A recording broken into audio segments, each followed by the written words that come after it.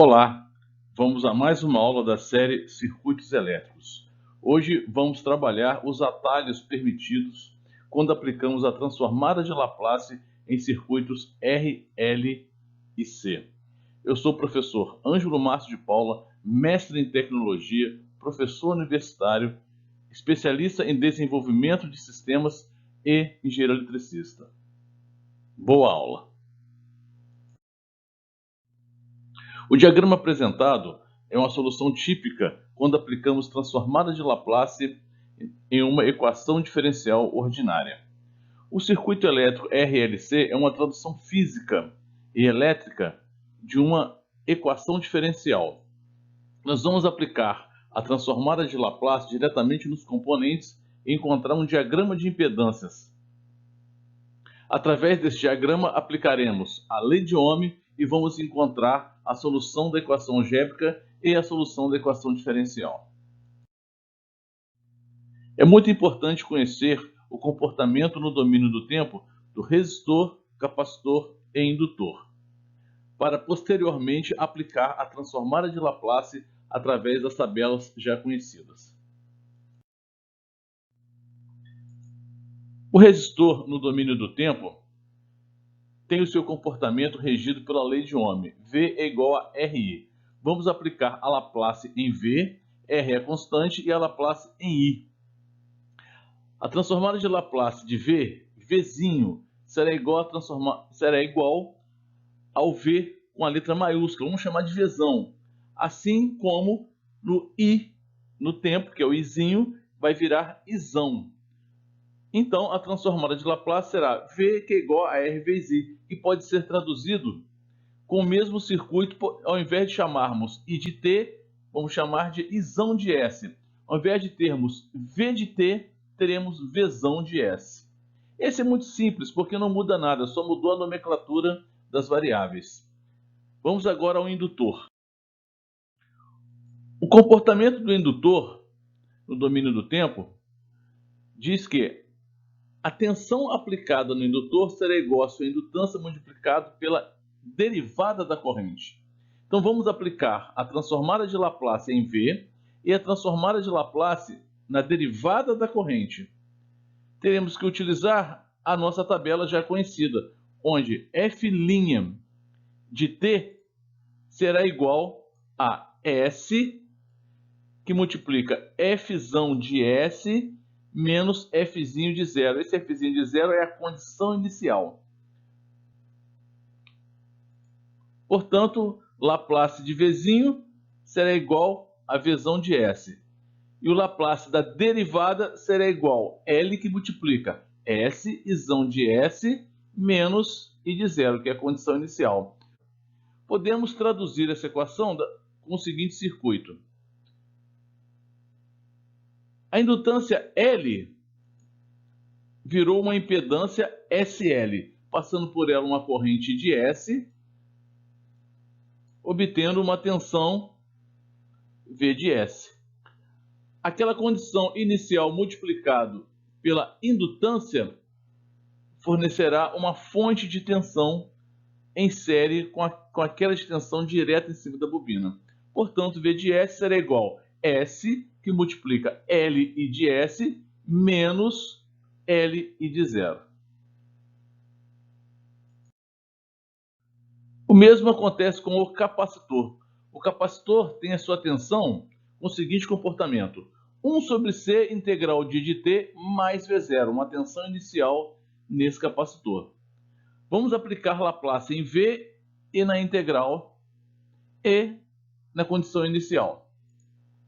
Ficaria então Laplace de Vzinho é igual a 1 sobre C, que é constante, sai fora do Laplace. Laplace da integral de T mais o Laplace do V0. O V0, na verdade, está sendo multiplicado por 1. V0 é a constante, Laplace de 1. O Laplace de Vzinho fica V de S. O Laplace da integral fica a transformada de Laplace da função, que é I, ficou I de S, dividido por S. A transformada de Laplace de 1 será igual a 1 de S. Portanto, a equação fica Vs é igual a I de S sobre SC mais V0 sobre S.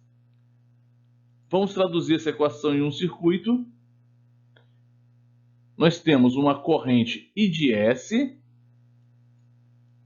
passando pela impedância 1 sobre SC mais uma fonte de tensão V0 sobre S. Tudo isso vai dar a tensão em cima do nosso capacitor, V de S.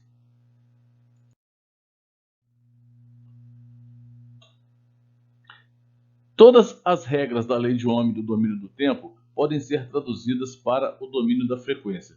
Portanto, nós vamos traduzir uma resistência R no domínio do tempo para uma resistência no domínio da frequência. Faremos isso também com o indutor, o qual possui uma indutância em R's, e obteremos uma reatância no domínio da frequência SL. O mesmo acontecerá com o capacitor, onde nós temos uma capacitância em farads e será transformada em uma reatância capacitiva no domínio da frequência 1 sobre SC, da seguinte forma.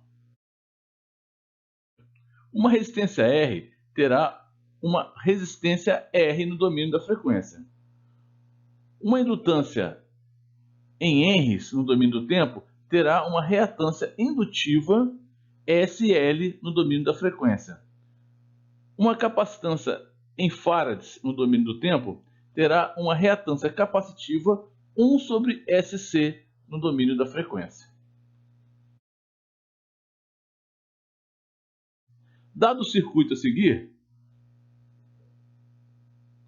vamos aplicar a lei de Ohm nesse circuito. Quem é V de S? Será E sobre S. Quem que é o Z, a impedância?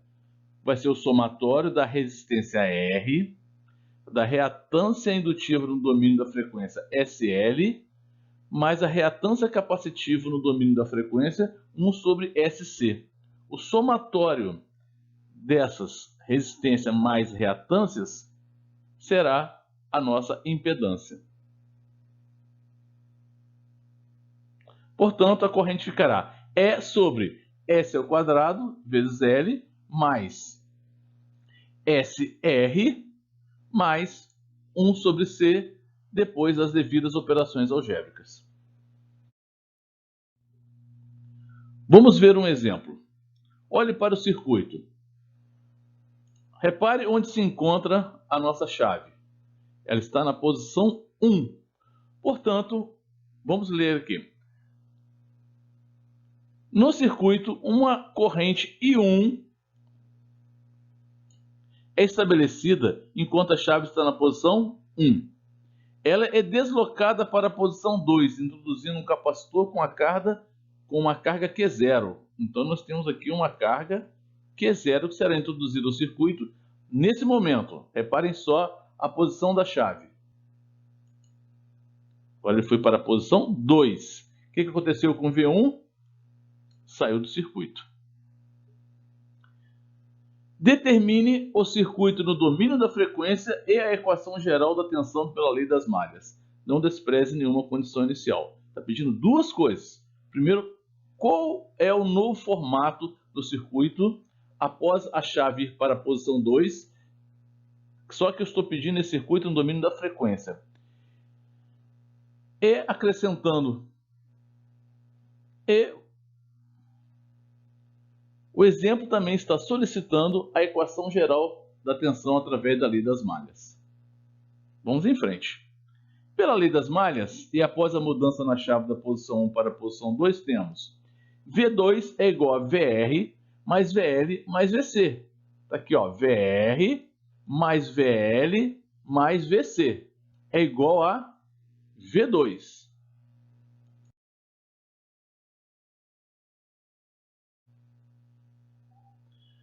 O L terá o seguinte comportamento no domínio da frequência.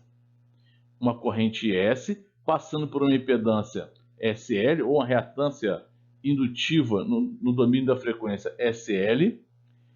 E o indutor tem a característica de fazer uma oposição à corrente elétrica. Portanto, ele terá o sinal negativo. A fonte de tensão no circuito indutivo está em oposição àquela de tensão que está no indutor. A equação geral será S, L de S, menos a fonte de tensão L e de zero. Já no capacitor, o comportamento será o seguinte: I de S, passando pelo capacitor, mais uma fonte de tensão V0 sobre S, sendo que esse capacitor terá uma reatância capacitiva no domínio da frequência, uma impedância.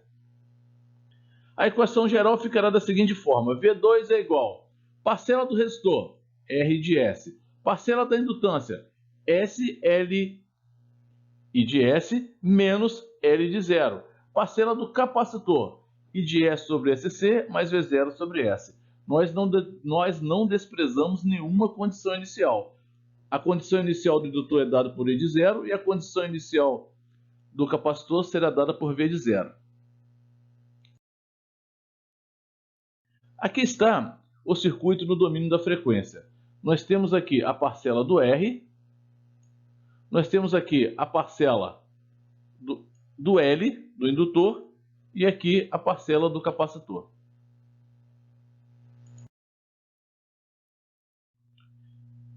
Bom, nós já sabemos que V2 é igual a VR mais VL mais VC. E a tradução gerou R vezes IS mais S, L I de S, menos L de zero, mais a parcela do capacitor. 1 sobre I de S, que divide SC, mais V0 sobre S. Mas temos mais duas informações que é a condição inicial. A primeira diz que o capacitor possui uma carga Q0. Sabemos que a carga sobre a capacitância resultará no valor da tensão que está armazenada nesse capacitor. A outra informação é que a corrente 1 será dada pela tensão V1 sobre R.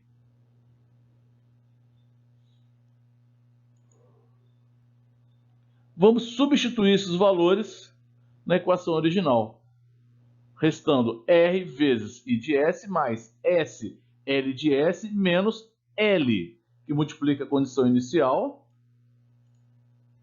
V1 sobre R, mais I de S sobre SC, mais a condição inicial, Q0 sobre SC.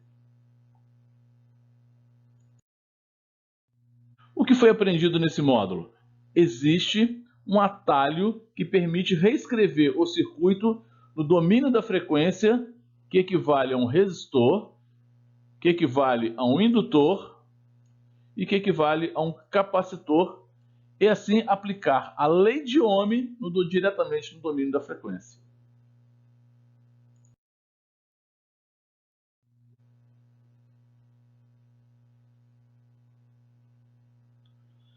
Ufa!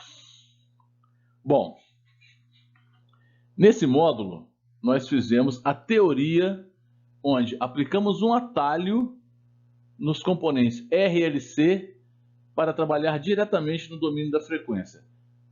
Por trás desse atalho está toda a teoria da transformada de Laplace. Na sequência desses vídeos, vamos trabalhar 3 exercícios para consolidar esse conhecimento. Até lá e muito obrigado.